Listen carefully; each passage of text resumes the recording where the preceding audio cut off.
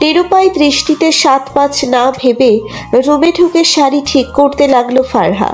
যেহেতু এই রুমে কারো আসা নিষেধ, তাহলে একেবারে নিশ্চিন্তে থাকতে পারে সে।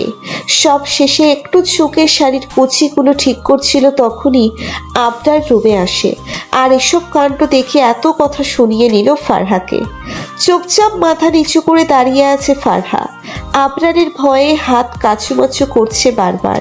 মানুষটাকে ভয় পাওয়ার কিছু কারণ আছে। তার চোখে সবচেয়ে রাগী মানুষের নাম হলো আবরার আহমেদ। তাছাড়া তার আর একটা পরিচয় হলো ফারহাদের কলেজে নতুন জয়েন করেছে। জন্মের পর মনে হয় তাকে মধুর বদলে লবণ খাওয়ানো হয়েছে, তাই তার আচরণও নোনতা টাইপের। কলেজে যখন প্রথম জয়েন করে, তখন কথায় কথায় একদিন ফারহা তার বান্ধবীদের বলে ফেলেছিল তার আবরার স্যারকে ভালো লাগে। সেটাকে বাকি বান্ধবীরা টানাটানি করতে করতে আবরারের কান অবধি চলে গেল। সেদিন কলেজ ছুটির পর কোচিংয়ে সারা ক্লাস কান ধরে দাঁড় করিয়ে রেখেছিল তাকে। এই মুহূর্তে ফারহার দিকে অগ্নিদৃষ্টি নিক্ষেপ করে আছে আবরার। ফারহার নিরাপত্তা দেখে সে আবারও রাগী গলায় বলল, এখন মুখে তালা পড়ে গেছে নাকি? এমন ভাব ধরলে মনে হচ্ছে কিছুই জানো না, মানে আমাকে আকৃষ্ট করতে। আর কত নিচে নামবে তুমি? ফারহা এবার নিচের দিকে তাকিয়ে থাকা অবস্থায় বলল, আমি এসব কখনোই ভাবিনি। আমি জাস্ট বিপদে পড়ে আপনার রুমে এসেছি। আপনি যেমনটা ভাবছেন মোটেও আমার এমন কোনো উদ্দেশ্য নেই। বিশ্বাস না হলে আপনি আন্টিকে জিজ্ঞেস করেন। ফারহার কথায় আবরার আরেকটু রাগী স্বরে বলল, স্টপ, নাটক বন্ধ করো তোমার।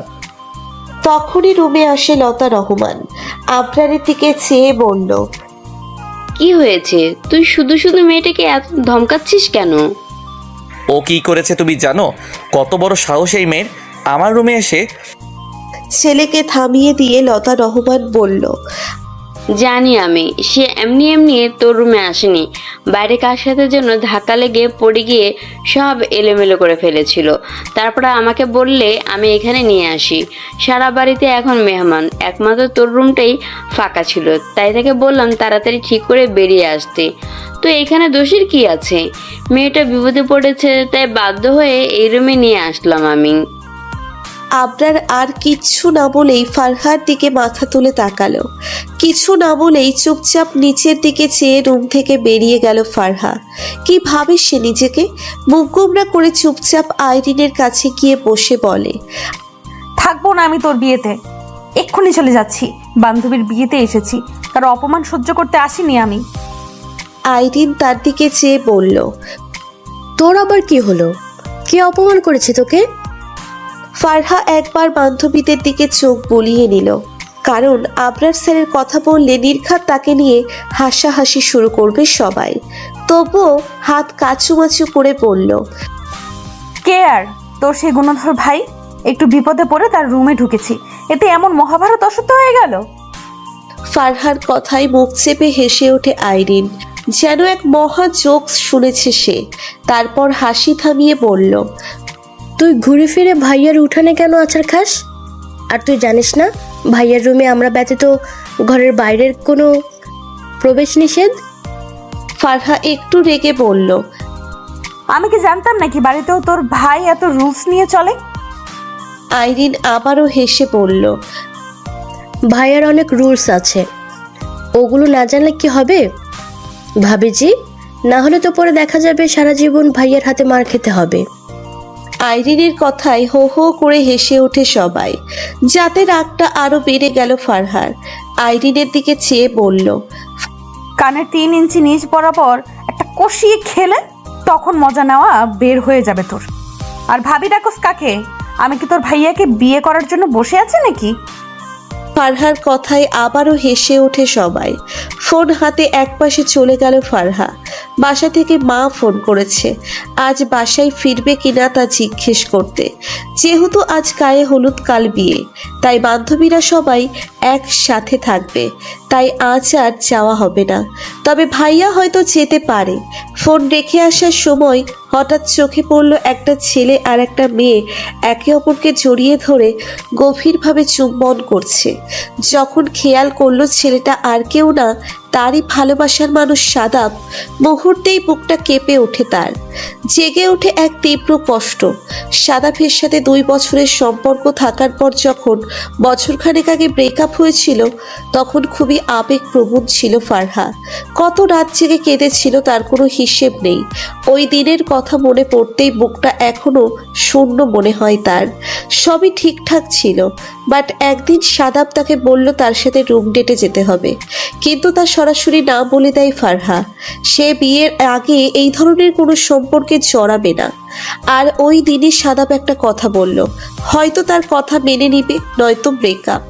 ফারহা কয়েকদিন কান্নাকাটি করে সাদাবকে অনেকভাবে বোঝানোর ট্রাই করেছিল, কিন্তু সাদাবের একটাই কথা, হয়তো রুম ডেট নয়তো ব্রেকআপ। পরে অনেক কষ্টে নিজেকে শক্ত করলো ফারহা। সাদাফের দেওয়া 2টা অপশন থেকে ব্রেকআপটাই বেছে নিল সে। সরে গেল সাদাফের জীবন থেকে। কিন্তু আজ 1 বছর পর হঠাৎ সাদাফকে দেখে, তাও আবার এই অবস্থায়, সে নিজেও জানে না প্রাক্তনের জন্য তার কেন এত কষ্ট হচ্ছে। সে তো একটা ফ্রড, তার জন্য কষ্ট কেন হবে? চোখে জল অনুভব করতেই ওয়াশরুম থেকে পানি ছিটিয়ে দেয় ফারহা। মুখ মুছে নিজেকে স্বাভাবিক করে বেরিয়ে আসে। তখনই সাথী এসে তাকে ডেকে নিয়ে গেল আইরিনকে মেহেদি পরাতে হবে, কারণ ফারহা খুব ভালো মেহেদি পরাতে পারে। আইরিনের হাতে খুব যত্ন করে মেহেদি পরিয়ে দিল সে। তখনই পাশে এসে দাঁড়ায় আবরার। আইরিনের মেহেদি পরা হাতের দিকে তাকিয়ে রইল। আইরিন একটু হেসে বলল, দাঁড়িয়ে আছো কেন ভাইয়া? আমার পাশে বসো। আইরিনের পাশে বসে আবরার মাথায় হাত বুলিয়ে বলল। খুব সুন্দর লাগছে আমার পুচকি বোনটাকে। আইরিনের হাতে মেহেদি পরানো শেষ হলে ফারহার দিকে চেয়ে আইরিন বলল, নে এবার ভাইয়াকেও আমার মতো করে সেম ডিজাইনে মেহেদি এঁকে দে। আবরার একটু ভ্রুকুচকে বলল, আমি কেন মেহেদি লাগাতে যাব? বিয়েটা তোর, আমার না। আইরিন একটু ঠোঁট ফুলিয়ে পড়ল, ছোটবেলা থেকে যা করেছি দুজন একসাথে করেছি না? তুমি যা করতে আমিও তাই করতাম, তুমি যা খেতে আমিও তাই খেতাম। এখন আমি মেহেদি লাগিয়েছি, তোমাকেও লাগাতে হবে। আবরার আরেকটু ভ্রুকুচকে বলল, সবই যদি ভাগ করিস তাহলে বিয়েটা একা একা করে নিচ্ছিস কেন? আশেপাশের বান্ধবীগুলো হেসে ওঠে আবরারের কথায়। আবরার একটু লজ্জা পেল। বোনের সাথে দুষ্টুমি করতে গিয়ে নিজের বিয়ের কথাও মুখ ফসকে বেরিয়ে গেল। আশেপাশের হাস্যকর পরিবেশ দেখে রাগী দৃষ্টিতে তাকায় আবরার। মেয়েগুলোও চুপ হয়ে যায়। কথা ঘোরাতে আবরার বলল, আচ্ছা ঠিক আছে, বোনের ইচ্ছে পূরণে আমিও মেহেদি লাগাতে রাজি। বলেই হাতটা একটু সামনে বাড়িয়ে দেয় আবরার। মনে মনে আইরিনের গোষ্ঠী উদ্ধার করে ফেলছে ফারহা। একটু আগে এত কথা শুনে এই লোকটার হাতে মেহেদি পরানোর বিন্দু মাত্র ইচ্ছা নেই তার। আর এমনিতেই লোকটাকে দেখলে ভয়ে বুকটা ধুকধুক করে। আর ওই আইরিন শাকচুন্নি কত সুন্দর বুঝিয়ে বসিয়ে দিল মেহেদি পরাতে। এত ঠেকা পড়ছে নাকি আমার? ফারহাকে একটু আগে করা অপমান যেন মুহূর্তেই ভুলে গেল আবরার। মেহেদি পরানোর জন্য হাত বাড়িয়ে দিল ফারহার দিকে, কিন্তু ফারহা ভুলেনি কিছুই। মুখ ঘুরিয়ে অন্যদিকে তাকিয়ে রইল। আইরিন ফারহার কাঁধে আলতো ধাক্কা দিয়ে বলল, কিরে কোন ধ্যানে আছিস? সেম আমার ডিজাইনটা ভাইয়াকেও এঁকে দিবি। নিরুপায় হয়ে মনে মনে আইরিনের গোষ্ঠী উদ্ধার করতে করতে এক হাতে আবরারের হাতটা ধরে অন্য হাতে মেহেদি আঁকা শুরু করলো ফারহা। আঁকার সময় আইরিন তাদের দিকে এক দৃষ্টিতে তাকিয়ে থেকে বলে, খুব মানাবে দুজনকে। ফারহা মাথা তুলে আইরিনের দিকে চোখ বড় বড় করে তাকায়। মা নিশ্চয় যেইটুকু আছে ওটাও খাবে নাকি এই মেয়ে? ফারহার এমন লোক দেখে আইরিন হেসে বলল, আরে আমি তো ভাইয়ার আর আমার দুজনের মেহেদির ডিজাইনের কথা বলছি। খুব মানাবে ভাইয়ার আর আমার মেহেদি ডিজাইন। ফারহা নিজের বোকামিতে একটু লজ্জা পেলেও তা প্রকাশ করলো না, চুপচাপ বলল, ও ফারহার ভাই ফারদিন। ফারহার আর সে একসাথে এসেছিল। ফারদিনকে সন্ধ্যা থেকে দেখা গেলেও এখন রাতে হলুদ লাগানোর মুহূর্তে কোথাও সে নেই। ফারহা এদিক সেদিক খুঁজে ফারদিনকে না পেয়ে ফোন দিল।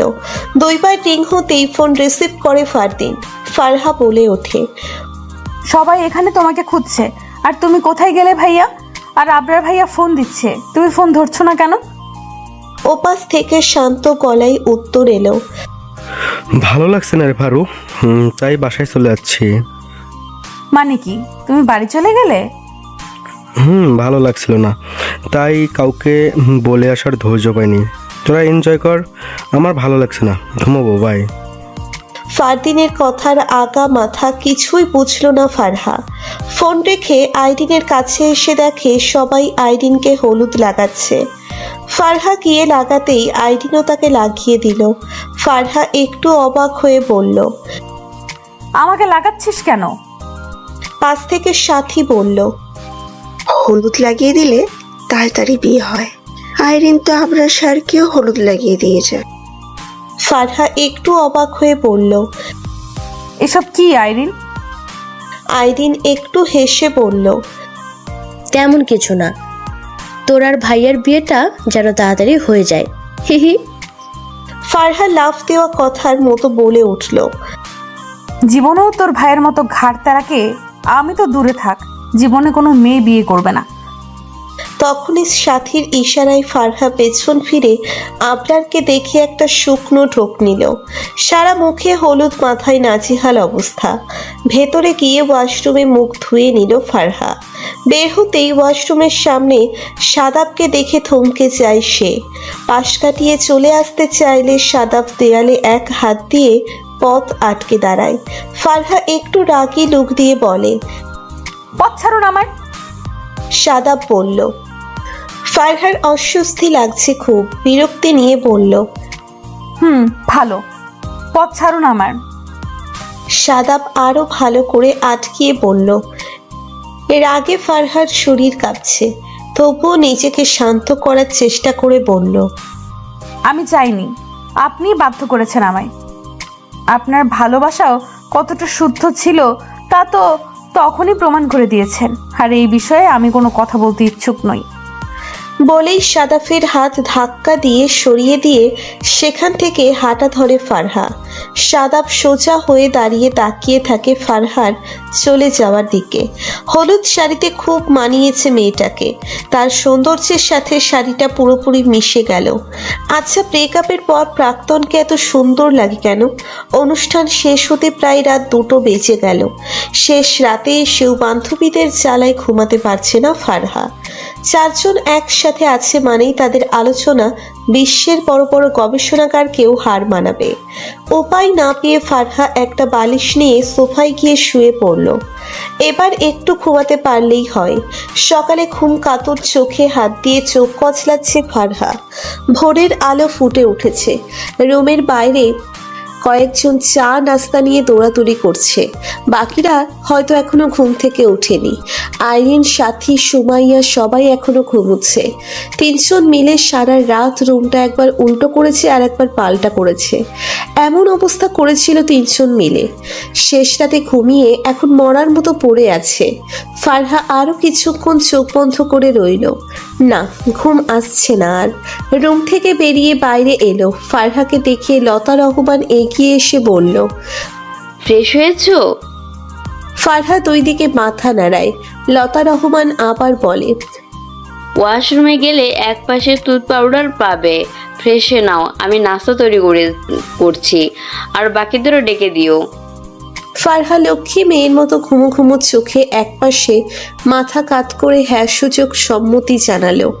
7 জনই কোনো চেয়েই মরার মতো ঘুমোচ্ছে, মনে হয় না ডাকলে উঠবে এখন। তাই ফারহা হাঁটতে হাঁটতে ছাদে চলে গেল। দেখে আবরার আগে থেকেই ছাদে হাঁটাহাঁটি করছে। আবরারকে দেখে নেমে যাওয়ার জন্য পা বাড়াতেই ডাক দেয় আবরার। ফারহা দাঁড়িয়ে পেছন ফিরে তাকালো। আবরার তার কাছে এসে শান্তভাবে বলল, সরি। ফারহা একটু ভ্রুকুচকে বলল, সরি কেন? আবরার শান্তভাবে বলল, কালকের ব্যবহারের জন্য। ইটস ওকে, আমি কিছু মনে করিনি। আমি জানতাম না আপনার রুমে বাইরের কেউ প্রবেশ করাটা আপনি পছন্দ করেন না। আবরার আর কিছু না বলে অন্যদিকে তাকিয়ে রইল। ফারহা আবার বলল।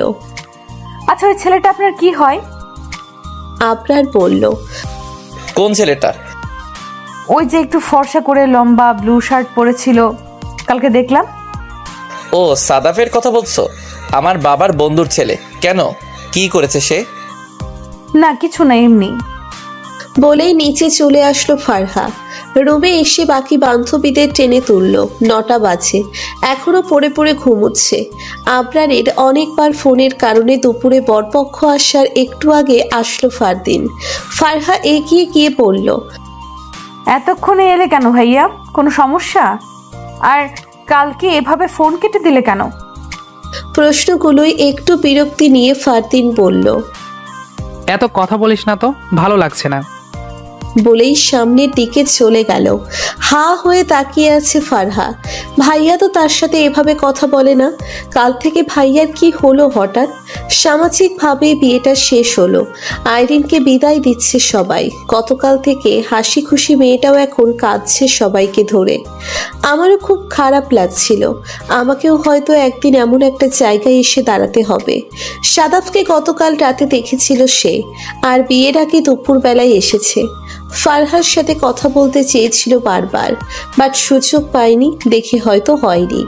আইরিনকে বিদায় দিয়ে ফারদিনকে খুঁজতে লাগলো ফারহা। ভাইয়ের মতিগতি ভালো লাগছে না তার কাছে। দেখে সবার বিপরীত পাশে একা দাঁড়িয়ে আছে সে। ফারহা গিয়ে পেছন থেকে কাঁধে হাত রাখতেই চমকে ওঠে, চোখের পানি মুছে নেয় ফারদিন।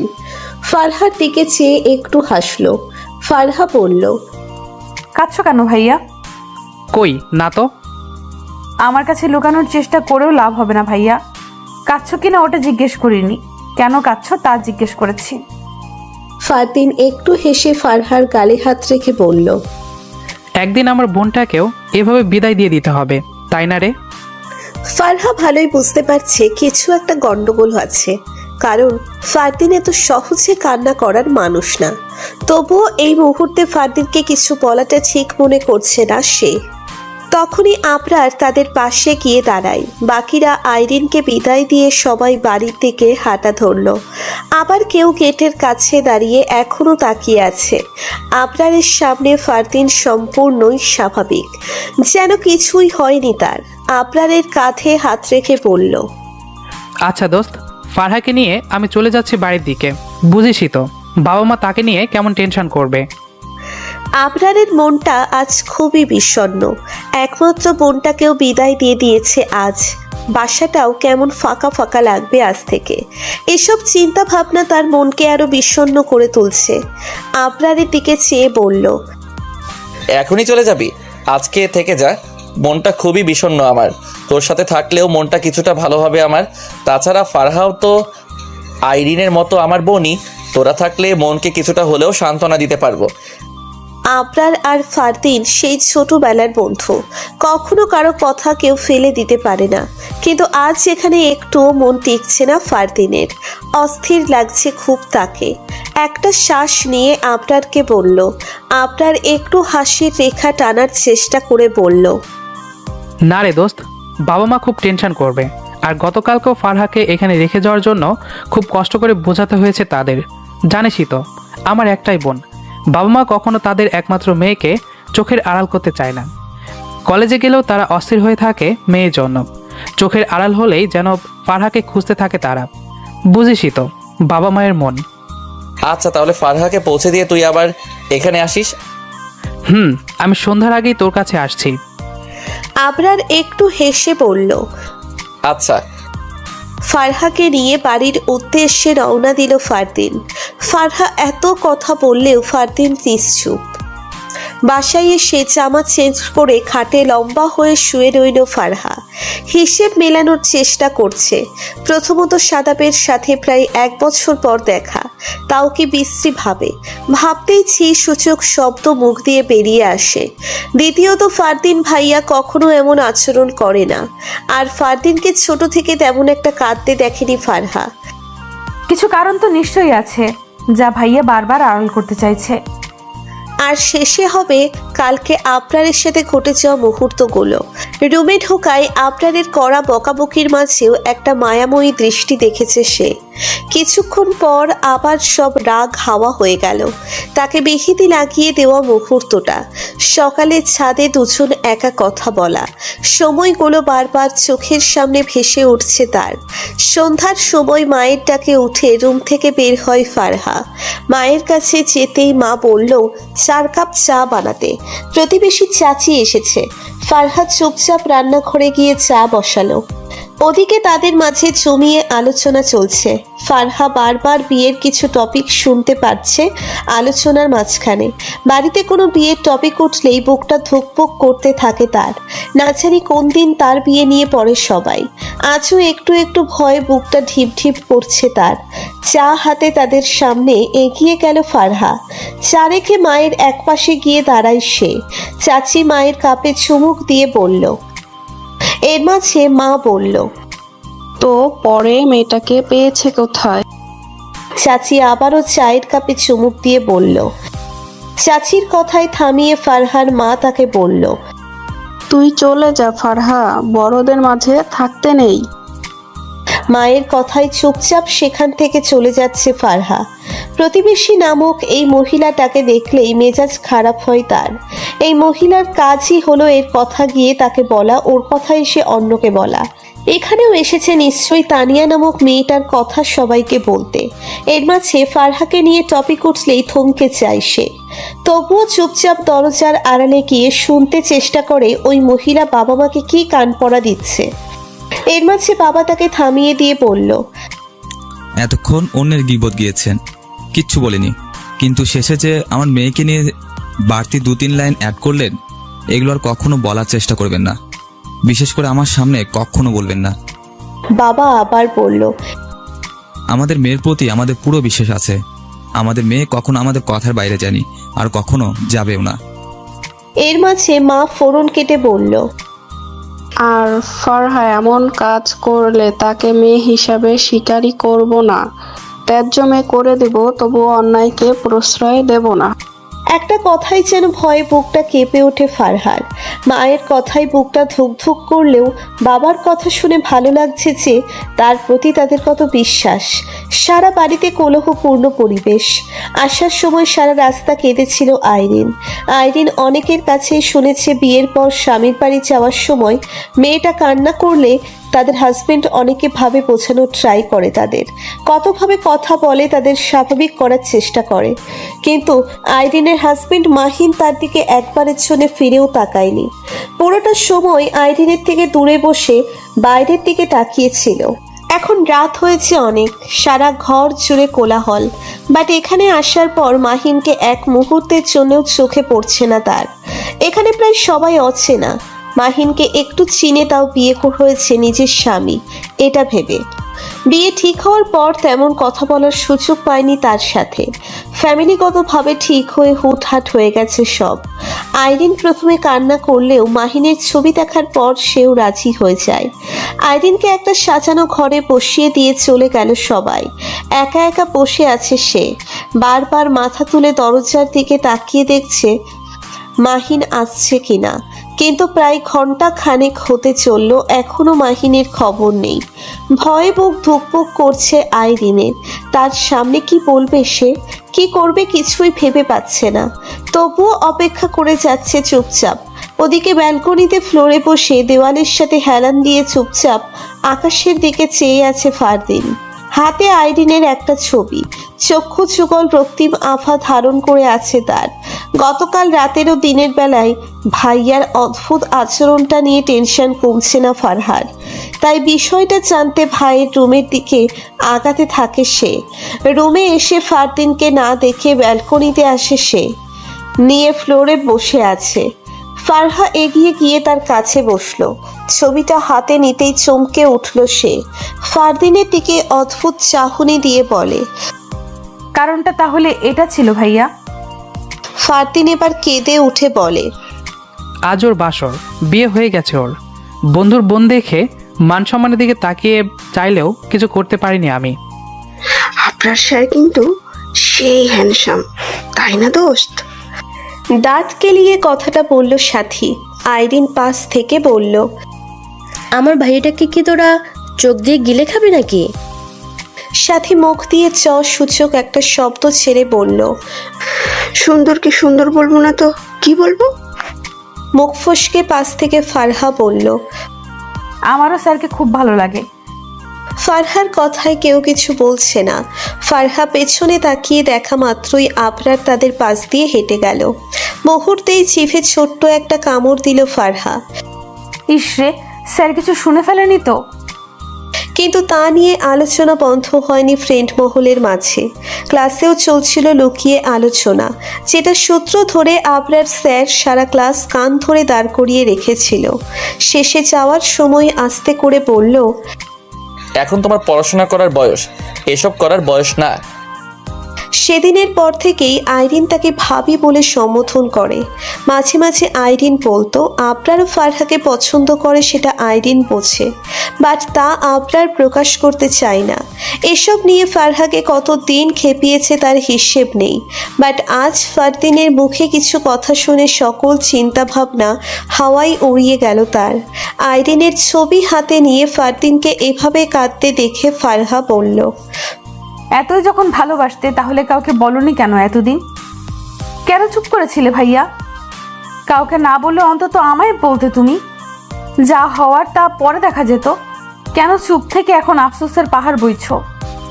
ফারদিন চোখের পানি মুছে নিজেকে স্বাভাবিক করে বলল, আমি চাইনি আইরিনের বিষয়টা নিয়ে আমাদের মাঝে বন্ধুত্ব শেষ হয়ে যাক। আর আবরার এটা কখনোই মেনে নিত না। তুই তো জানতি আমাদের বেস্ট ফ্রেন্ডের তালিকায় 3 জন ছিলাম। ফারহা একটু ভেবে বলল, তুমি, আবরার ভাই আর সোহেল ভাই। কিন্তু সোহেল ভাইয়ের সাথে তোমাদের সম্পর্ক নষ্ট হয়ে যায়। আবরার ভাইয়া নাকি চর মেরেছিল তাকে। ফারদিন বলল, কিন্তু আবরার সেদিন কেন এমন করেছিল জানিস? ফারহা দুই দিকে মাথা নাড়িয়ে না বলল। ফারদিন একটু মুচকি হেসে বলল, সোহেল তোকে পছন্দ করত, আর সেটা আমাকে সরাসরি বলতে পারেনি দেখে আবরারকে বলে আমায় রাজি করাতে চেয়েছিল। কিন্তু আবরার সেদিন সোহেলের সাথে খুব খারাপ ব্যবহার করেছিল, দুশ্চরিত্র বলে তাড়িয়ে দিয়েছিল, আর বলেছিল বন্ধুর বোন মানে তোরও বোন। বোনের দিকে কিভাবে বাজে নজর দিস, কোন সাহসে? দুশ্চরিত্রের সাথে আরও যাতা বলেছিল। ফারদিনের কথায় চোখ বড় বড় করে তাকাই ফারহা। এই সামান্য বিষয়টা নিয়ে এত বছরের ফ্রেন্ডশিপ নষ্ট হয়ে গেল তাদের। ফারদিন আবারও বলতে লাগলো, সেদিনই আইরিনের বিষয়টা মনের ভেতর মাটি চাপা দিয়ে দিয়েছিলাম আমি। মাঝে মাঝে আফসোস হতো কেন আবরারের বন্ধু হতে গেলাম। আবার এটা ভেবেও নিজেকে সান্ত্বনা দিতাম তার মতো বন্ধু পাওয়াও তো ভাগ্যের ব্যাপার। মাঝে মাঝে মনে হয় আমরা বন্ধু না, যেন 2 ভাই। হালকা ভয়েই যেমন ফারহার বুকের ভেতর টিপ টিপ শব্দ তৈরি করে, তেমন আজও বুকের ভেতরটাই টিপ টিপ করতে শুরু করলো। এত কাহিনী আগে জানলে কখনো আবরারের প্রতি তার এত ফিলিংস কাজ করতো না। তাহলে তারও কি এখন উচিত আবরারের জন্য তৈরি হওয়া বিন্দু বিন্দু ফিলিংসগুলো একটা একটা করে চাপা দেওয়া শুরু করা? এর মাঝে ফারদিনের কথায় ধ্যান ভাঙে ফারহার।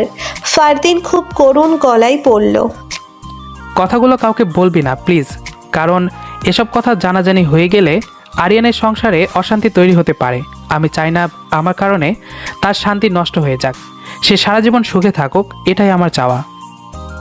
রাত ধীরে ধীরে গভীর হতে লাগলো, আর এদিকে সেই অনেকক্ষণ ধরে মাহিনের জন্য অপেক্ষা করছে আইরিন। চারপাশের কাঁচা ফুলের সুবাস ভেসে উঠছে, আর এদিকে ভয়ে বুকটা ধুকপুক করছে আইরিনের। এরপর কি হবে ভাবতে ভাবতে মাথায় ভর করে আছে নানান দুশ্চিন্তা। ভাবতে ভাবতে দরজায় আওয়াজ পেতেই নড়ে চড়ে বসে সে। মাহিন এসেছে রুমে। সুদর্শন দেখতে পারফেক্ট একটা মানুষ তার চোখে, তাই তো ছবি দেখেই বিয়েতে রাজি হয়ে গিয়েছিল। যদিও মেয়েকে এখন বিয়ে দিতে চায়নি আইরিনের বাবা মা, তবে ছেলে ও ছেলের কোয়ালিফিকেশন আর ছেলের কেরিয়ার দেখে প্রস্তাব ফিরিয়ে দেয়নি তারা। চাকরির সুবাদে 6 মাসের জন্য আমেরিকা পাড়ি দেবে সে। এই তো 10-12 দিন পরই ফ্লাইট, তাই তাড়াহুড়ো করে মাহিনকে বিয়েটা করিয়ে দিল তার ফ্যামিলি। রুমে এসে খাটের পাশে এসে দাঁড়ায় সে। আইরিন মাথা নিচু করে বসে আছে। মাহিন হাত ঘড়ি খুলতে খুলতে বলল, কয়েকটা কথা বলবো, মন দিয়ে শুনেন। বিয়ের আগে আমি খুব বেশি পরিচিত ছিলাম, বিষয়টা কিন্তু এমনও নয়। আমার ফ্যামিলি থেকে হুটহাট এই সিদ্ধান্ত, আর আপনার ফ্যামিলিও রাজি হয়ে যায়। এর মাঝে আমি আপনাকে কিছু বলতে চেয়েছিলাম, কিন্তু আপনিও নাকি আমার ছবি দেখে বিয়েতে মত দিয়ে দিলেন। আমার ফ্যামিলিও হয়তো ভেবেছিল আপনি দেখতে সুন্দরী বলে আমিও সব মানিয়ে নিব। এরপর আমার চলে যাওয়ার সুবাদে বিয়েটাও খুব তাড়াহুড়া করে হয়ে গেল। বাট এখন আপনি এটা ভাববেন না যে আপনাকে আমার পছন্দ হয়নি বা বিয়েতে আমার মত ছিল না দেখে আপনাকে বাড়ি থেকে বের করে দিব। এমনটাও করব না আমি। আপনি এই বাড়িতে আপনার মতো করেই থাকতে পারেন, আমার কোনো প্রবলেম নেই। তবে আমার স্ত্রী হওয়ার অধিকারটা চাইবেন না। কথাগুলো আমি আপনাকে বিয়ের আগেই বলতে চেয়েছিলাম, বাট বলতে পারিনি দেখে এখন বলছি। এখন আমি চাইলে আপনাকে ডিভোর্স দিতে পারবো, বাট বাবা মা এটা কখনোই মেনে নিবে না। তাই বাকি সিদ্ধান্তটা আপনার। শুধু বউ নামে এই বাড়িতে থাকবেন নাকি এখান থেকে চলে যাবেন, আর এখানে থাকলেও রানীর বেশে থাকতে পারবেন, ওটা নিয়ে ভাববেন না। বলেই একটা ট্রাউজার আর টাওয়েল দিয়ে ওয়াশরুমে চলে গেল মাহিন। এতক্ষণের এই মুহূর্তটা যেন পুরোটাই মাথার উপর দিয়ে গেল আইরিনের। কথা বলার ভাষা খুঁজে পাচ্ছে না, মাথাটা ভন ভন করতে শুরু করলো তার। প্রথম দেখায় কাউকে ভালোবেসে ফেলে তার মুখে এমন কিছু শোনার জন্য অপেক্ষায় ছিল না সে। কত কিছুই তো ভেবে রেখেছিল সে। বিয়েটা হবে, এরপর মাহিনের সাথে পরিচয়টা হবে এই 10-12 দিনেই। তারপর মাহিন চলে গেলে ফোনে কথা হবে তাদের। গভীর রাত পর্যন্ত লুকিয়ে লুকিয়ে ফোনে প্রেম করবে দুজন। কেউ দেখবে না তাদের এই লুকোচুরি প্রেম। ধীরে ধীরে তৈরি হবে মাহিন ফিরে আসার অপেক্ষাটা। হুট করে একদিন এক আকাশ সমান আনন্দ নিয়ে ফিরে আসবে মাহিন। সেই আনন্দে মহাকাশের তারাগুলো মিটমিট করে চলতে থাকবে তার। বাট আজ সব স্বপ্নই যেন দীর্ঘশ্বাসে পরিণত হয়ে গেল। আজ আর ঘুম আসছে না ফারহার। ফারদিনের কথাগুলো এক পাশে রাখলো আর অন্য পাশে রাখলো আবরারকে। দুটোই মেলানোর চেষ্টা করছে সে। ফারদিনের ভালোবাসা হারানোর কষ্টটা সে একটু হলেও অনুভব করতে পারছে, কিন্তু এসবের মাঝে তার ভাবনায় বারবার নতুন করে আবরারকে কেন জড়িয়ে ফেলছে তা সে নিজেও বুঝে উঠতে পারছে না। আজ এই বুকের বাপাসটাই টিপ টিপ শব্দ করছে কেন? কিসের এত ভয়? বিষণ্ণ মনে ব্যালকনিতে বসে আছে ফারহা। তখনই পাশে এসে বসে ফারদিন। ফারহার দিকে রাগী দৃষ্টিতে চেয়ে বলল, তুই নাকি 2 দিন ধরে কোচিংয়ে যাচ্ছিস না, সমস্যা কি? ফারদিনের কথায় একটু বিষণ্ণ মন নিয়ে বলল, কিছু না, এমনি ভালো লাগছিল না তাই যাচ্ছি না, কালকে থেকে যাব। তা তো যাবি। আর এমনিতেই আবরার বলেছে কাল থেকে 10 মিনিট আগে কলেজ ও কোচিংয়ে না পৌঁছালে ক্লাসের বাইরে দাঁড় করিয়ে রাখবে। আচ্ছা। ফারদিন চলে গেলেও বিষণ্ণ মনে বসে রইল ফারহা। ফোনটা বের করে আইরিনকে কল দেয়। একবার কল হতেই রিসিভ করে আইরিন বলল, ফারুক বল। ফারহা একটু অভিমানী কণ্ঠে বলল, বল মানে? শ্বশুরবাড়ি যাওয়ার পর একবার ফোন দেওয়ারও প্রয়োজন মনে করলি না তুই? আগে তো ঠিকই বলতি আমাদের বন্ধুত্ব চিরকাল থাকবে, আর এখন শ্বশুরবাড়ি পা রাখতেই ভাব বেড়ে গেছে তোর। আইরিন শান্ত গলায় বলল, না রে, একটু ব্যস্ত ছিলাম তো তাই ফোন দিতে পারিনি। আইরিনের কণ্ঠ একটু গম্ভীর দেখে ফারহা বলল, কি হয়েছে তোর, এভাবে কথা বলছিস কেন? না কিছু না, মনটা ভালো ছিল না তাই। মন খারাপ কেন? হাজবেন্ড বকেছে নাকি? আরে না, ও তো খুব ভালো, ওর মতো মানুষ হয় না। আমি মনে কষ্ট পাবো বলে একটা ধমকও দেয় না। বলেই একটা শ্বাস নিল আইরিন। ফারহা বলল, আচ্ছা, কালকে থেকে কলেজে যাবি? না রে, আরো 2-1 দিন যাওয়া হবে না, তুই একাই যাস। কোচিংয়েও যাওয়া হয় না। কাল থেকে না গেলেও তোর ভাই নাকি ক্লাসের বাইরে দাঁড় করিয়ে রাখবে। আইরিন একটু হাসার চেষ্টা করে বলল, বিয়ের আগেই এত অত্যাচার শুরু করেছে আমার ভাবিটার উপর। একদম বাজে বকবি না, তোর ভাই আমারও ভাই, তাই ভাই ইজ ভাই, অন্য কিছু নাই। থাক, ঢং করা বাদ দে। জানি না আমি। চুপ কর তো, ফোন রাখ। ফোন রাখার পর রুম থেকে মায়ের ডাক কানে ভেসে আসলো। পরদিন সকালের নাস্তা সেরে কলেজে যাওয়ার জন্য রেডি হচ্ছে ফারহা। কাঁধে ব্যাগ নিয়ে বেরিয়ে পড়ল সে।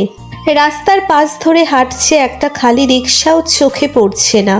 হঠাৎ পেছন থেকে ফারহা বলে কারো ডাক শুনতেই থমকে পেছন ফিরে তাকায় সে। দেখে সোহেল ভাই দৌড়ে তার সামনে এসে হাঁপাতে লাগলো। তারপর সোজা হয়ে দাঁড়িয়ে বলল, যদিও তার সাথে ফারহা কথা বলতে ইচ্ছুক নয়, তবুও ভদ্রতার খাতিরে বলল, জি ভালো, আপনি কেমন আছেন? খেয়াল করিনি। সরি, আপনার আনন্দে আমি কেন আনন্দিত হব? আর হ্যাঁ, আসি, সময় নেই আমার। এমনিতেও আজ রাস্তায় খালি রিক্সাও পাচ্ছে না, তার উপর ওর সাথে বক বক করে অনেকটা সময় নষ্ট হলো। হাত ঘড়ির দিকে তাকিয়ে দেখে 8:55 বাজে, আর ওইদিকে 9টায় ক্লাস। আর আজ মঙ্গলবার, প্রথম ক্লাস ওই খাটাসটার। লেট হলেই ক্লাসের মঙ্গল উদ্ধার করে ছাড়বে। কলেজে গেট দিয়ে প্রবেশ করতেই দেখে 9:03 বাজে। ক্লাস শুরু হয়ে গেছে অলরেডি। সব স্টুডেন্ট ক্লাসরুমে চলে গেছে। ভয়ে দোয়া দরুদ পড়তে পড়তে ক্লাসরুমের দিকে চলে গেল সে। যেতে যেতে সব মিলিয়ে অলরেডি ক্লাসের 5 মিনিট লেট। দরজার সামনে দাঁড়িয়েই ফারহা বলল, may I come in sir? ভেতর থেকে কড়া জবাব, no, stand outside the door. Sorry sir, আর এমনটা হবে না, আসলে গাড়ি পেতে লেট হয়ে গেছে। No excuse. একরাশ বিরক্তি নিয়ে ক্লাসের বাইরে দাঁড়িয়ে আছে ফারহা। সোহেলকে মনে মনে ইচ্ছে মতো গালি দিচ্ছে সে। ওর কারণেই একটা গাড়ি মিস করেছিল তখন। অবশেষে পাক্কা 10 মিনিট পর ক্লাসে প্রবেশ করার অনুমতি পেল সে। কি ভাবিজি, শুনলাম আজ নাকি ক্লাসের বাইরে দাঁড় করে রেখেছিল তোমাকে। আমার ভাইটা পারেও বটে। আইরিনের কথায় মাথাটা এবার আরও গরম হলো তার। রাগ নিয়ে বলে, তোর ভাই যেমন খাটাস, তুইও তেমন খাটাস। একজনের নাচায় আরেকজনের তালি বাজায়। হা হা, আচ্ছা শোন, কাল থেকে আমিও যাব কলেজে। সত্যি? এখানে সারাদিন বসে থাকতে ভালো লাগে না। আচ্ছা চলে আয়, মজা হবে অনেক। পরদিন একটু আগেই ভার্সিটিতে চলে গেল তারা। ক্লাসরুমে ব্যাগ রেখে বাইরে আড্ডা দিচ্ছিল বান্ধবীরা মিলে। কিছুক্ষণ পর ক্লাসের সময় হওয়ায় সবাই ক্লাস কক্ষের দিকে হাঁটা ধরল। টেবিলে এসে বসে ব্যাগ সরাতেই একটা ঝাটকা খেল ফারহা। দেখে ব্যাগের নিচে একটা গোলাপ ফুল আর একটা চিরকুট। চিরকুট না, এটাকে চিঠি বলা যায়, কারণ চিরকুট হলে লেখা অল্প হতো, আর এখানে লেখা অনেক। আর শেষে ছোট্ট করে লেখা, ইতি আবরার। ভয়ে হাত পা হালকা কাঁপুনি তৈরি হলো তার। আবরার হুট করে চিঠি আর ফুল দিল কেন? সে তো এমনটা করবে বলে কল্পনাও করতে পারেনি ফারহা। তবুও সকলের আড়ালে চিঠি আর ফুলটা ব্যাগের ভিতর ঢুকিয়ে নিল ফারহা। নিজেকে স্বাভাবিক করার চেষ্টা করলেও ক্লাসে মন বসছে না কিছুতেই। প্রথম ক্লাসটা শেষ হতেই ব্যাগ থেকে হালকা বের করলো চিঠিটা। একটু একটু পড়তে শুরু করলো। প্রিয় চোরাবালি, প্রথমেই অবাক হচ্ছ সম্বোধনটা দেখে। ভাবছো চোরাবালি আবার কেমন সম্বোধন? তবে এটারও যথেষ্ট কারণ আছে। তোমায় যেদিন প্রথম দেখেছি সেদিন থেকেই ধীরে ধীরে কখন যে তোমার প্রেমে পড়ে গেলাম তা নিজেও বুঝতে পারিনি। তোমার মাঝে সেভাবে হারিয়ে যেতে শুরু করলাম, যেভাবে কোনো মানুষ চোরাবালিতে পড়লে নিজেকে হারিয়ে ফেলে। আমিও ঠিক সেইভাবেই তোমার মাঝে হারিয়ে ফেলেছি নিজেকে। আহত হয়েছি তোমার মায়াবী চোখের দৃষ্টিতে। আমি আহত, ভীষণ আহত। ইতি আবরার। চিঠিটা পড়ে হাত পা আরও কাঁপতে শুরু করলো ফারহার। এগুলো কি সব লিখেছে আবরার স্যার? তাহলে কি সত্যিই আবরার স্যার তাকে ভালোবাসে? আমার আজ বিশ্বাসই হচ্ছে না। চিঠিটা ব্যাগে ঢুকিয়ে ব্যাগের উপর মাথা থেকে মুখ লুকিয়ে বসে আছে ফারহা। হয়তো এটার জন্য মোটেও প্রস্তুত ছিল না সে। আবরার স্যার আমায় প্রেমপত্র দিয়েছে, এটাও কি সম্ভব? নিজেরই বিশ্বাস হচ্ছে না আজ। তার মতো একটা মানুষের সাথে প্রেমপত্র শব্দটি কিছুতেই মিলছে না। তাহলে কি স্যারও আমায় সত্যিই পছন্দ করে? টেবিলে শোয়ার মতো করে ব্যাগে মাথা রেখে মুখ লুকিয়ে এসব ভাবছে ফারহা। চিঠি আর ফুল দুটোই ব্যাগের মাঝে খুব যত্ন করে লুকিয়ে রেখেছে। তার এখন কি করা উচিত? চিঠির উত্তর দিবে নাকি চুপচাপ বসে থাকাই ভালো হবে? না, উত্তর না দিলে যদি স্যার রাগ করে, এর চেয়ে ভালো উত্তর দেওয়াটাই ঠিক হবে। যা হওয়ার তা পরে দেখা যাবে। ক্লাসের ফাঁকে লুকিয়ে খাতার মাঝে একটা লেখা লিখল সে।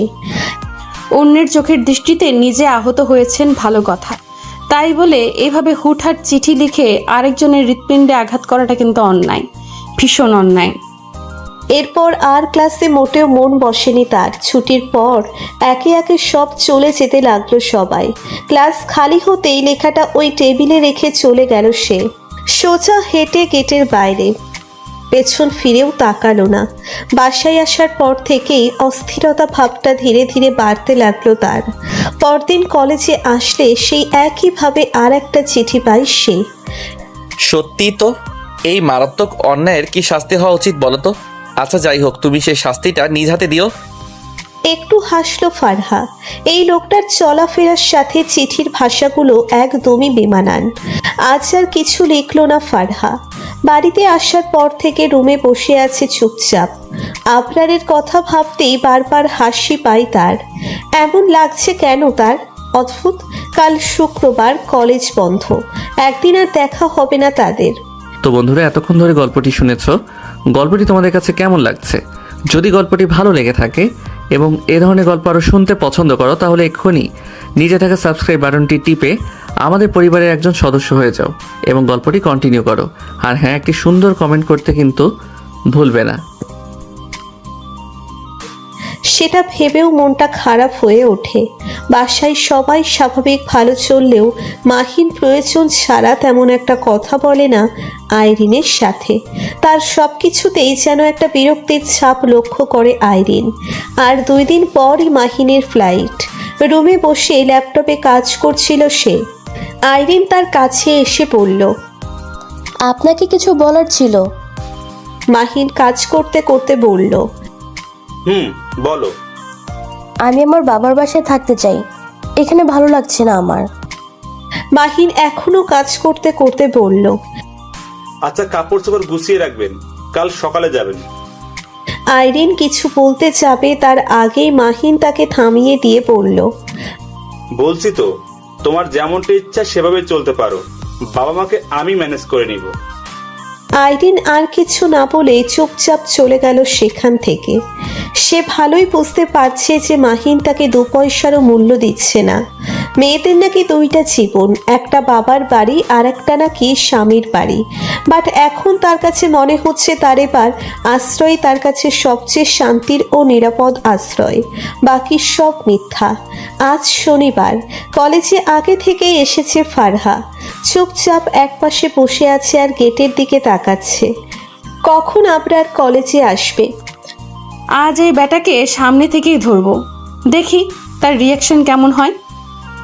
বেশ কিছুক্ষণ পর অপেক্ষার পর কলেজ গেট দিয়ে প্রবেশ করলো আবরার। ফারহা হাস্য উজ্জ্বল মুখের চারদিকে তাকিয়ে আবরারের সামনে গিয়ে দাঁড়ালো। আবরারের দিকে এক হাত বাড়িয়ে দিয়ে বলল, লুকিয়ে দেওয়ার প্রয়োজন নেই, সরাসরি দিন। আবরার একটু অবাক ভঙ্গিতে বলল, মানে? ফারহা সোজাসুজি ভাবেই বলল, ঢং করা লাগবে না, আমি সব জানি। যাই হোক, আসল কথা হলো লুকিয়ে লুকিয়ে প্রেম করতে আমার ভালো লাগে না, তাই যা দেওয়ার সরাসরিই দিবেন। আবরার এবার রেগে বলল, সাত সকালে ফাইজলামি করছো আমার সাথে? ফারহাও এবার একটি ডেকে চিঠিগুলো বের করে বলল, অ্যাক্টিং ভালো লাগলেও ওভার অ্যাক্টিং কখনোই ভালো লাগে না। তাহলে এই চিঠিগুলো কেন দিয়েছেন? আবরার এবার একটু স্বাভাবিক হয়ে চিঠিগুলো হাতে নিয়ে চোখ বুলাতে লাগলো। এরপর আর কিছু না বলে চুপচাপ চিঠিগুলো নিয়েই চলে গেল সেখান থেকে। ফারহা এখনো বেকুবের মতো দাঁড়িয়ে আছে হাঁ করে। কি হচ্ছে সব যেন মাথার ওপর দিয়ে যাচ্ছে তার। আবরারের এমনি নীরবতায় যেন বিপদের পূর্বাভাস। নিজেকে নিজে প্রশ্ন করতে লাগলো, একটু বেশি করে ফেলেছিস নাকি ফারহা? তোকে দিয়ে কখনোই ঠিক কাজ করা হয় না। যেখানে যাস সেখানেই একটা গন্ডগোল পাকিয়ে ফেলিস। ক্লাস শুরু হওয়ার পরও বিষয়টা নিয়ে ভাবতে লাগলো। পাশ থেকে সাথী ধাক্কা দিয়ে বলল, কি রে, এমন ভাব করে বসে আছিস কেন? কারোর সাথে কোনো কথাই বলছিস না? ফারহা 7-5 না ভেবে চুপি চুপি সবকিছু বলেই দিল তাদের।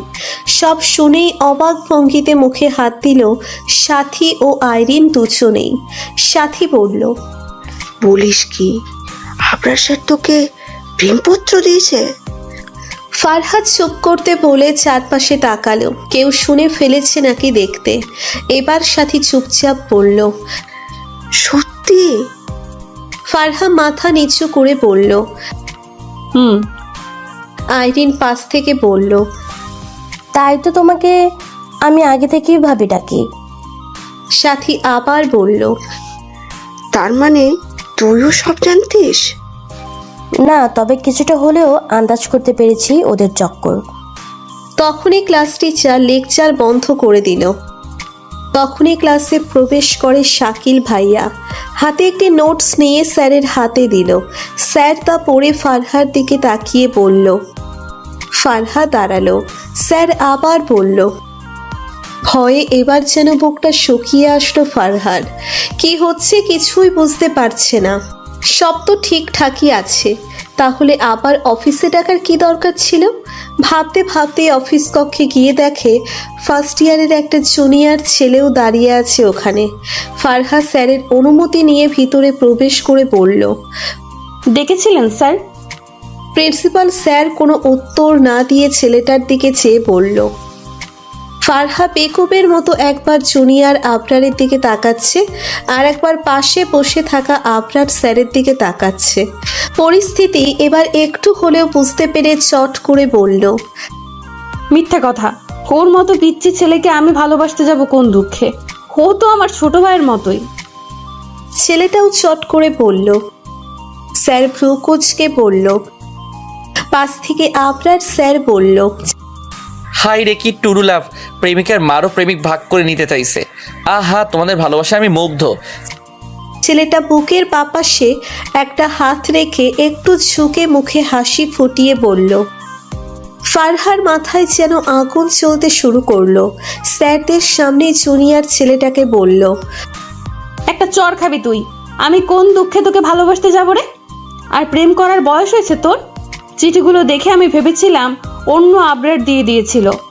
আমি কি জানতাম নাকি যে এটা তুই আবরার? আর তোর নাম যে আবরার সেটাও তো জানতাম না আমি। তখনই প্রিন্সিপাল স্যার বলল। এবার ফারহা পড়ে গেল আর এক মুসিবতে। আমতা আমতা করে বলতে লাগলো, না মানে কেউ না স্যার, এমনি। তখনই জুনিয়র ছেলেটা বলল। আবরার স্যার এবার বসা থেকে উঠে প্রিন্সিপাল স্যারকে বলল, স্যার, এদেরকে এভাবে হবে না। ওদের দুজনের অভিভাবককে ইনফর্ম করুন আর ইমিডিয়েটলি কলেজে আসতে বলুন। প্রিন্সিপাল স্যারও তার সাথে বলল। ফারহা এবার কাঁদো কাঁদো ভাব হয়ে বলল, প্লিজ স্যার, আমার বাবাকে আর ভাইয়াকে ডাকবেন না প্লিজ। ওরা এসব শুনলে আমাকে মেরেই ফেলবে। আমি তো ইচ্ছে করে জেনে শুনে করিনি এসব। Please sir. পাশের জুনিয়র ছেলেটা বলল। ফারহার আগে ছেলেটার দিকে চেয়ে ফিসফিসিয়ে বলল, শুধু এখান থেকে বাঁচি, তারপর তোর একদিনকে আর আমার যেই কয়দিন লাগে। সন্ধ্যায় সোফায় বসে বসে চায়ের কাপে চুমুক দিয়ে টিভি দেখায় ব্যস্ত ফারহা। অনেক কষ্টে আজ কলেজের সিচুয়েশনটা ম্যানেজ করেছে। একেবারে হাতে পায়ে ধরার মতো যা তা অবস্থা হলো আজ। আগামী 2 দিন কলেজ আর কোচিংয়ের কাছে দিয়েও যাবে না বলে প্রতিজ্ঞা করে বসে আছে সে। অল্পের জন্য মান ইজ্জতটা বেঁচে গেল আজ, না হলে জুনিয়র ছেলের সাথে এসব কেলেঙ্কারি মান ইজ্জত যেইটুকু আছে ওটাও হারাতে হতো আজ সবার সামনে। মা একটু আগে নাস্তা দিয়ে বলে গেল। মায়েদের কথাগুলো খুব কঠোরভাবে বললেও সন্তানের কাছে তা খুবই মিষ্টি শাসন। তাই হয়তো মায়ের বকাঝকাগুলো সন্তানরা এক কান দিয়ে নিয়ে অন্য কান দিয়ে বের করে দেয়। ফারহাও তার ব্যতিক্রম নয়। মায়ের কড়া করে বলে যাওয়া কথাটা কানে না নিয়ে টিভির দিকে তাকিয়ে আছে সে। একটু পর ঘরে ফারদিন আসে। সন্ধ্যার পর ফারহাকে টিভির সামনে দেখে কোমরে 2 হাত দিয়ে কিছুক্ষণ দাঁড়িয়ে থাকে সেখানে। এরপর মা সামনে আসতেই বলে, তোমার মেয়ে তো দেখি দিন দিন খুব উন্নতি হচ্ছে মা। মা চায়ের কাপ ও নাস্তার প্লেটটা নিতে নিতে বলে। ফারদিন বলল, আমি বাড়ি কথা বলছি না, কলেজে কথা বলছি। খুব ভালো সুনামে শুনছি তোমার মেয়েকে নিয়ে।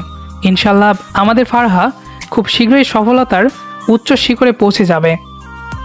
ফারদিনের মুখে এটা শুনেই জিভে ছোট্ট করে কামড় কাটে ফারহা। আবরার স্যার এসব কথা ভাইয়াকে বলতে গেল কেন? কত রিকোয়েস্ট করে বেঁচে এসেছে যেন বাড়িতে কেউ এসব না শুনে। কিন্তু স্যার এটা করলো কি? ভাইয়াকে বলেই দিল। তাহলে এত রিকোয়েস্ট সবই বৃথা গেল। তখনই ফারদিন আবার বলে, আজ আবরারের সাথে দেখা হওয়ার পর বলল দিন দিন ফারহার লেখাপড়ার অবনতি ঘটছে। পড়াশোনায় কোনো মন নেই, কোচিংয়ের পড়া তো দিতে পারেই না, হোমওয়ার্ক পর্যন্ত কমপ্লিট করে না। ফারদিনের কথায় এবার একটু স্বস্তির নিঃশ্বাস ফেলে সে।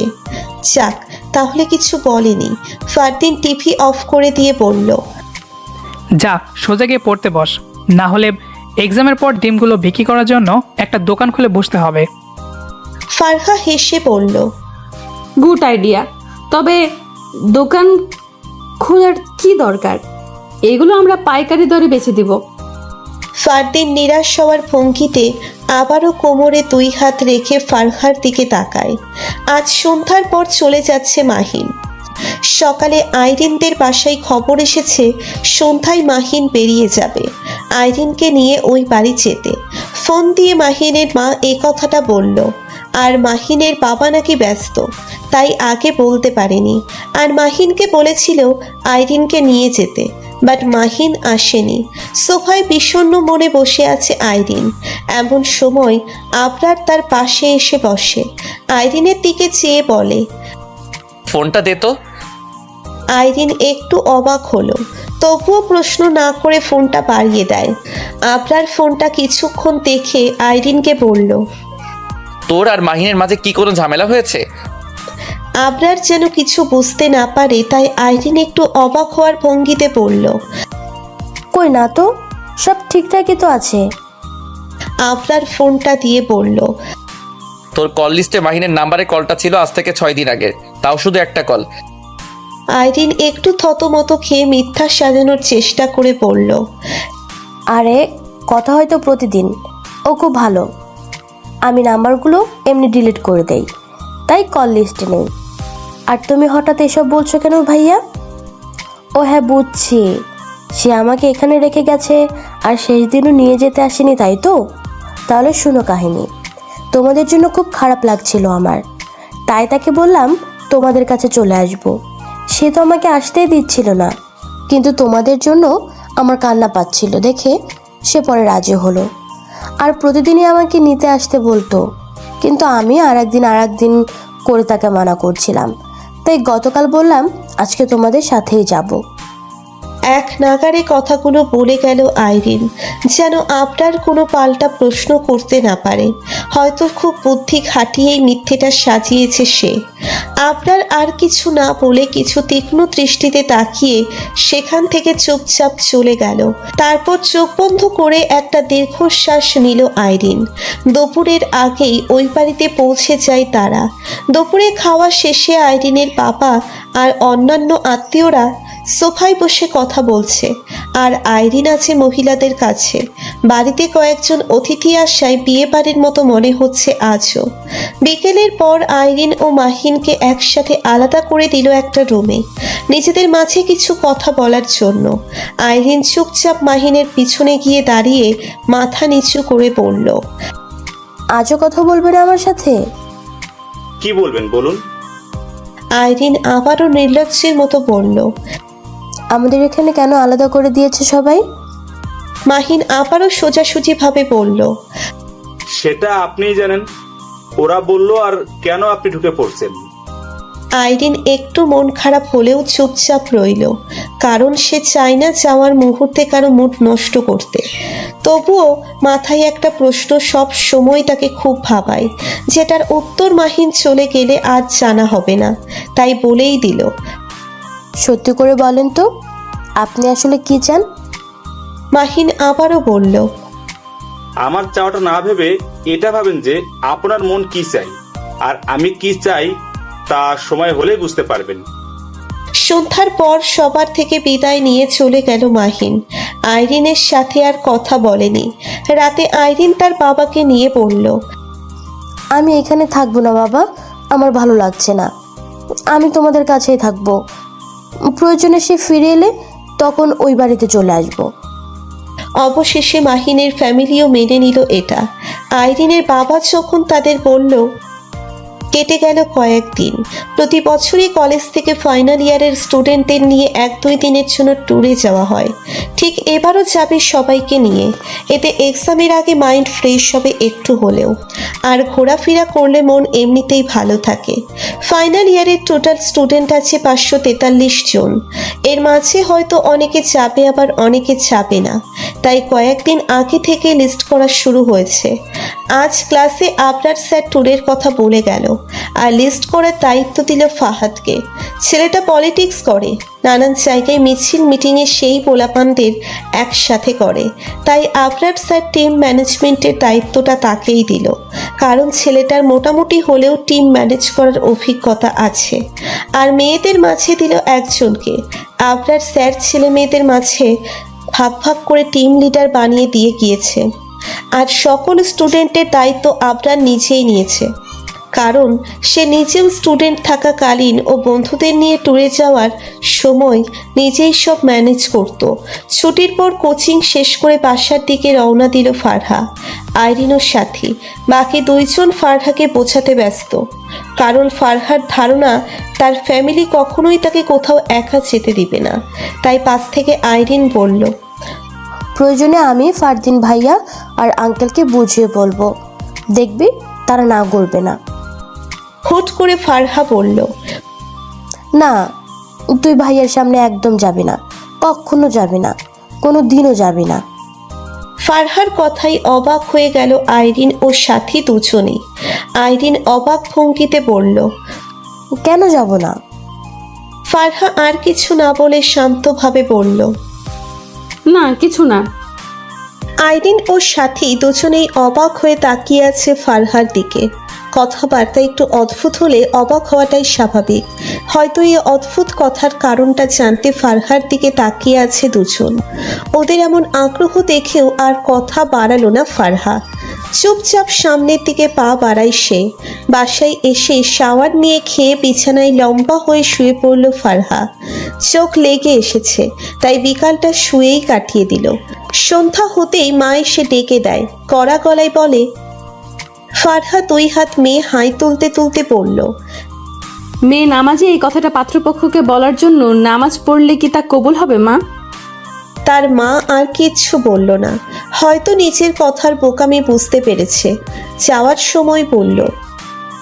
সন্ধ্যার পর থেকে ফারহা পড়ার ফাঁকে বারবার উকি দিয়ে দেখছে ফারদিন বাসায় ফিরেছে কিনা, কারণ বাবা মাকে ট্যুরের কথা বললে তারা হয়তো রাজি হবে না। তাই ভাইয়াকে দিয়ে কোনোভাবে একটু ম্যানেজ করার বুদ্ধিটাই বেছে নিল সে। কিছুক্ষণ পর ফারদিন বাসায় আসলো। ফারহা ভাব নিচ্ছে ফারদিনের কাছে গিয়ে কিভাবে কথাগুলো শুরু করবে। যাই হোক, আগে ভাইয়াকে রাজি করাতে পারলেই সে বাবা মাকে রাজি করিয়ে নেবে। কিছুক্ষণ পর ফারহা উঠতে যাবে, তখনই ফারদিন একটা প্লেটে কিছু চিপস ভাজা নিয়ে তার পাশে এসে একটা চেয়ার টেনে বসলো। মাস্টারের মতো ফারহার বইটা টেনে নিয়ে বলল, আজ দেখি তোর পড়ালেখার দৌড় কতটুকু, ক্লাস আর কোচিংয়ের পড়া কতটুকু থাকে, আর তুই কতটুকু কমপ্লিট করিস। ক্লাসের সব পড়া কমপ্লিট করে আমার কাছে পড়া দিয়ে তারপর ঘুমাতে যাবি আজকে। ফারহা প্লেট থেকে চিপস নিয়ে খেতে খেতে বলল, ভাইয়া একটা কথা ছিল।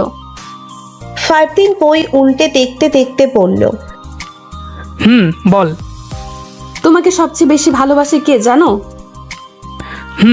জানি মা। ফারহা নাক কুচকে বলল, আরে ধুর, মায়ের চেয়েও বেশি আমি ভালোবাসি। অতএব তোমাকে সবচেয়ে বেশি ভালোবাসে তোমার বোন। ফারদিন প্রকুচকে আর চোখে তাকিয়ে বলল, এত ভনিতা না করে মতলবটা কি তা বলে ফেল। তার মানে তুমি বলতে চাইছো আমি শুধু মতলব খুঁজে তোমাকে এইসব বলি? ও আচ্ছা, তুমি বলতে চাইছো আমি তোমাকে ভালোবাসি না? ফারদিন তাকে থামিয়ে দিয়ে বলল, হয়েছে, থাম। আমি কি তা বলেছি নাকি? আমি বলছি তুই হয়তো কিছু একটা বলতে চাস, ওটা বলে দে। এবার ফারহা একটু হেসে বলল, কলেজ থেকে ট্যুরে যাব চট্টগ্রামে, বাকি ফ্রেন্ডরাও যাবে। ফারদিন শান্তভাবে বলল। জানি। তারপর? ফারহা সোজা হয়ে বসে বলল, আমিও যাব, প্লিজ তুমি মা বাবাকে ম্যানেজ করে দাও। ফারদিন আবারও বলল। এটাও জানতাম। তারপর? ফারহা একটু রাগী চোখে তাকিয়ে বলল, কি কি তারপর তারপর করছো? তুমি কি আমার কথা শুনতে পারছো? ফারদিন বইয়ের পৃষ্ঠা আর একটা উল্টে বলল, শুনেছি। তারপর? থুর। খাওয়ার সময় ফারদিন গিয়ে টেবিল টেনে বসলো। চারদিকে তাকিয়ে ফারহাকেও ডাক দিল খাওয়ার জন্য। ফারহা হোমওয়ার্ক কমপ্লিট করতে করতে বলল, তোমরা শুরু করো, আমি আসছি। ফারদিন খাবার বেড়ে দেয়। তখন পাশ থেকে তার মা তার বাবাকে বলে, বাবা খেতে খেতে বলে, ছেলে আর্মি অফিসার, দুই ভাই দুটোই একেবারে প্রিন্সের মতো। ছোটটা ইংল্যান্ড গেল পড়াশোনার জন্য, ফ্যামিলিরও অনেক নাম ডাক আছে। তারা কিচ্ছু চায় না, শুধু ফারহাকে চায়। আরও বলল আমাদের কিছুই করতে হবে না, আমাদের এখানেও কোনো খরচ করতে হবে না, যা যা প্রয়োজন হবে ওগুলো সব তারাই দিবে। ফারহার মা ড্যাব ড্যাব করে তাকিয়ে বলল। ফারহার বাবা খেতে খেতে বলল, এখনো কিছু বলিনি, শুধু বলেছি তোমাদের ও ফারহার মতামত নিয়ে তারপর জানাবো। ফারহার মা বলল। এর মাঝে ফারদিন বলল, এটা কি বলছো মা? বিয়েটা ফারহা করবে, আমরা না। তাই তার মত নেওয়াটা সবচেয়ে বেশি জরুরি। আর বাবা তো ঠিক কাজটাই করেছে, পরে জানাবে বলেছে। তখনই ফারহাও এসে চেয়ার টেনে বসে বলল, কি আলোচনা করছো ভাইয়া? ফারদিন বোনের দিকে চেয়ে বলল, তোর কথাই বলছি। কি যেন ট্যুরের কথা বলছিলি তখন? ওটাই বলছিলাম।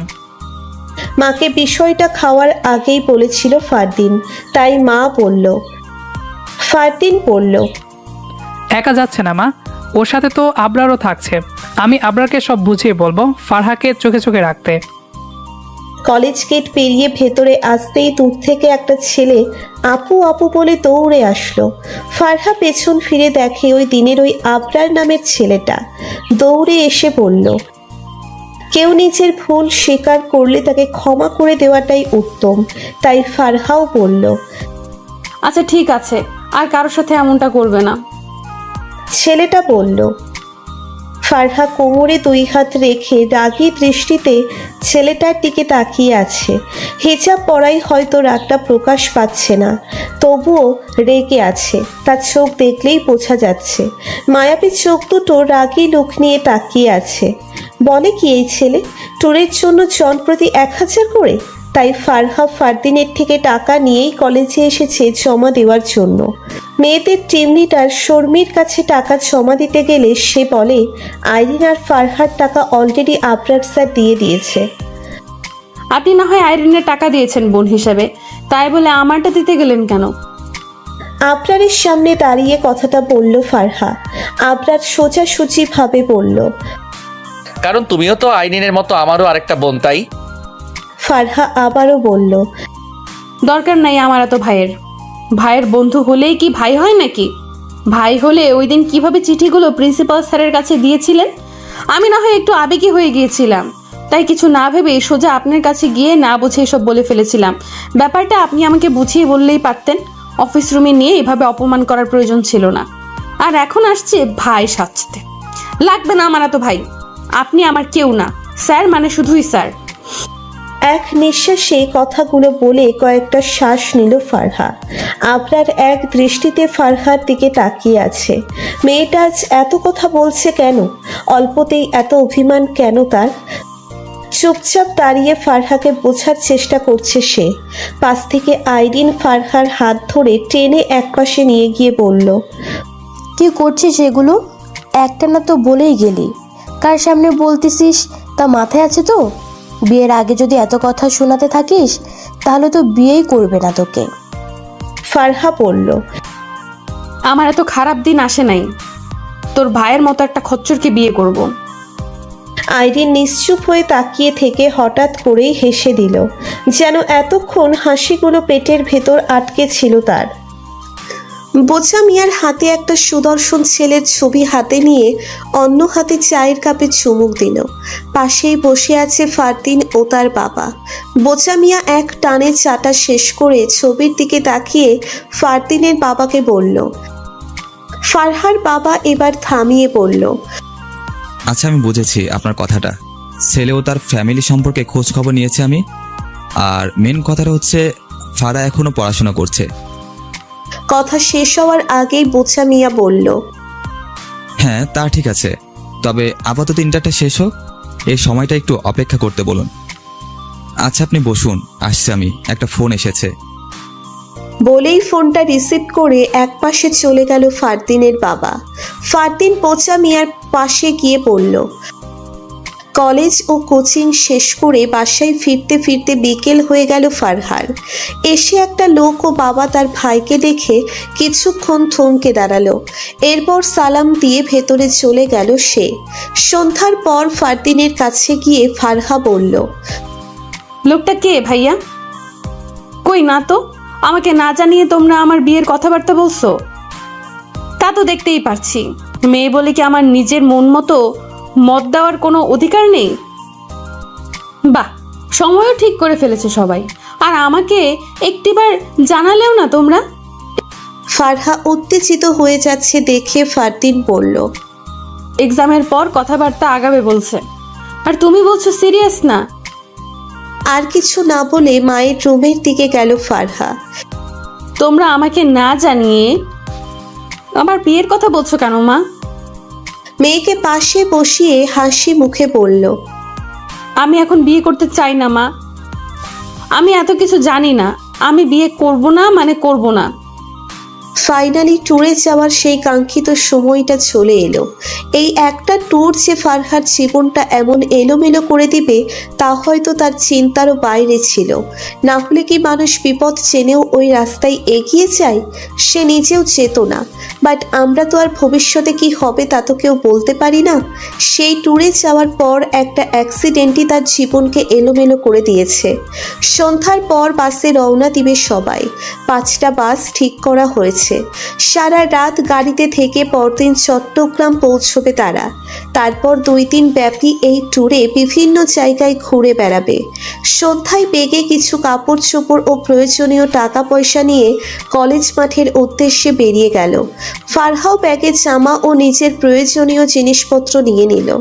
তারপর মা বাবার থেকে বিদায় নিয়ে ভাইয়ার সাথে বেরিয়ে পড়ল কলেজ মাঠের উদ্দেশ্যে। ওখানে গিয়ে দেখে প্রায় সবাই চলে এসেছে, আর আধা ঘন্টা পর রওনা দিবে। আবরারের সাথে কিছুক্ষণ কথা বলে ফারহার থেকে বিদায় নিয়ে চলে গেল ফারদিন।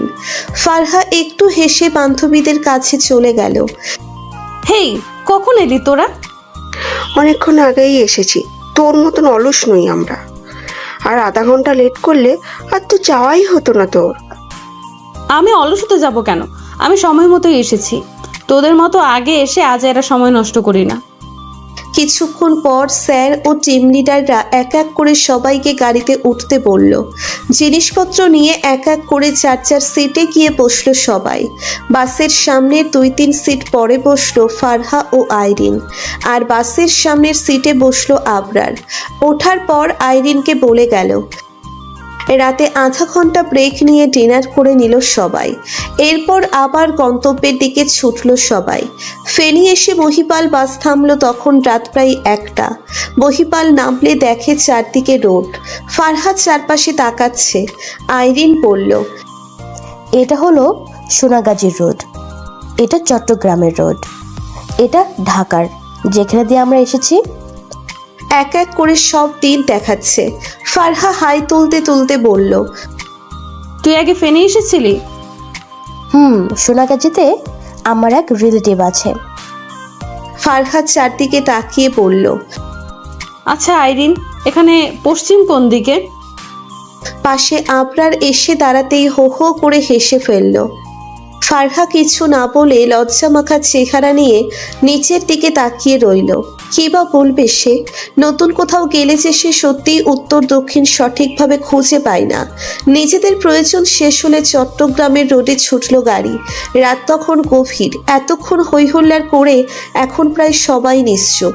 বাস চলছে নিরিবিলি। হয়তো সবাই ঘুমিয়ে আছে, অথবা কেউ ঘুমানোর ট্রাই করছে। আবরারের ঘুম আসছে না। নিরিবিলি জায়গা ছাড়া কখনো ঘুম আসে না তার। পেছন ফিরতেই দেখে ফারহা ঘুমুচ্ছে বেঘোর হয়ে। ঘুমন্ত ফারহা আজ যেন অদ্ভুত মায়ার অধিকারী হয়েছে। কিছুক্ষণ এক দৃষ্টিতে চেয়ে থেকে পুনরায় সামনের দিকে তাকিয়ে থাকে আবরার। নিজেকে মনে মনে শাসাতে থাকে। চট্টগ্রাম পৌঁছতে সকাল হয়ে গেল তাদের। কারো ডাকে চোখ মেলে তাকাই ফারহা। বাইরে তাকিয়ে দেখে নতুন একটা শহরে এসে পৌঁছলো। সবে সকাল হয়েছে। ভোরের আলোয় চারপাশটা এখনো পুরোপুরি পরিষ্কার হয়নি। সবকিছু আগে থেকেই রেডি ছিল। যার ব্যাগ নিয়ে একটা হোটেলে গিয়ে উঠল সবাই।